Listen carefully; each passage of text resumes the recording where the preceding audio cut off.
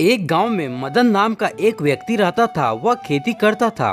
उसके पास थोड़ी सी जगह थी जिस पर उसने गेहूं तथा चावल की खेती कर रखी थी। मदन बड़ा परिश्रमी तथा सुबह सुबह जल्दी उठकर खेत पर जाता और जुताई करता, किंतु जमीन थोड़ी सी होने के कारण फसल भी थोड़ी सी होती, जिसे बेचकर वह बड़ी मुश्किल से अपना गुजारा करता। एक दिन मदन अपना खेत जोत रहा था, तभी उसका पड़ोसी वहाँ गुजरा और बोला मदन को, भाई तुम इतनी मेहनत करती हो, एक जोड़ी बैल खरीद लेते तो तुम्हारा काम काफी आसान हो जाता। मदन बोला, भाई मैं बड़ी मुश्किल से 2 वक्त के भोजन के लिए पैसे जुटा पाता हूँ, बैल कहाँ से खरीदूं? ऐसा कहकर वह फिर से अपने काम में जुट गया और उससे पड़ोसी वहाँ से चला गया। अभी वह खेत जोत ही रहा था कि उसका हल किसी धातु की वस्तु से टकराया। मदन ने उस स्थान को गहरा खोदना शुरू कर दिया तो देखा कि वहाँ एक पीतल की खाली घड़ा दबा हुआ है और वह भगवान से बोला, हे भगवान, क्यों मजाक उड़ाते हो? एक तो पीतल का घड़ा दिया और वह भी खाली। देना ही था तो कम से कम सोने की सिक्के से भरा घड़ा ही देता, या फिर सोने का घड़ा ही दे देता। अब मदन थक चुका था, उसे भूख लग रही थी। उसके पास ही बगीचे में आम के पेड़ थे। उसने आम तोड़ के खाने लगा।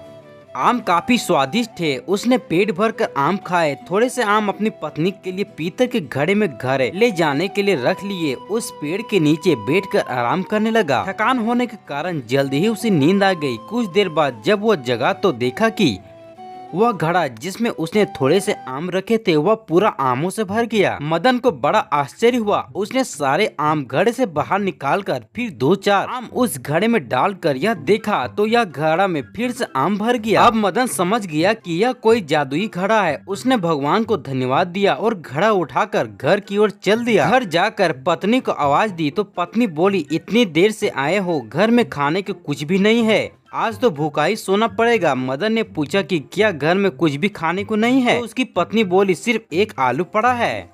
मदन बोला कि वही लेकर आओ और फिर देखो इस जादुई घड़े के कमाल। पत्नी को कुछ समझ न आया। वह एक आलू लेकर आ गई। अब मदन ने वह आलू घड़े में डाला और देखते ही देखते घड़ा में खूब सारे आलूए भर गए। अब पति पत्नी दोनों खुश हो गए कि अब उसकी गरीबी कुछ ही दिनों में दूर हो जाएंगे। अगले दिन मदन ने थोड़े से आलू बचा लिए और काफी बाजार में बेचने चला गया।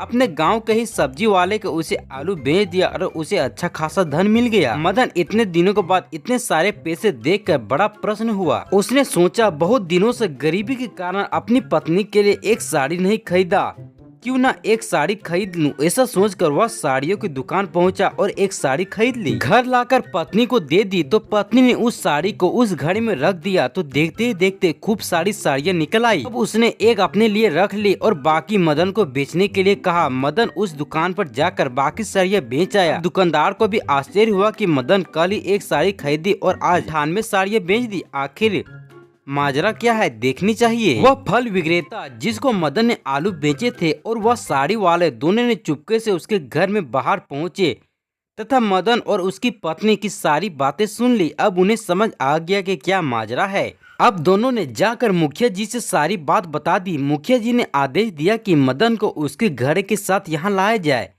अब मदन जादुई घड़े के साथ उनके सामने खड़ा था। मुखिया जी ने वह घड़ा अपने हाथ में लिया और अपना सिर घड़े में डालकर देखने लगे कि आखिर इस घड़े के अंदर क्या है। फिर क्या था, जैसे ही उसने अपना सिर उसमें डाला तो सारे मुखिया प्रकट हो गए। सब आपस में लड़ने झगड़ने लगे कि मैं मुखिया हूँ, मैं मुखिया हूँ। इस बीच मदन ने उसके हाथ में घड़ा वापस ले लिया और वहां से भाग गया। घर पहुंचकर मदन ने उस जादुई घड़े को लोहे के डंडे से तोड़ डाला और उसकी पत्नी बोली, अरे यह क्या कर डाला, अब हम अमीर कैसे बनेंगे? मदन ने पत्नी से बोला, यह घड़ा तो हमारे लिए मुसीबत बन के आया है। हम जिस तरह गरीबी में चैन से जीते थे वैसे ही ठीक था, इसलिए हमें ज्यादा लालच नहीं करना चाहिए।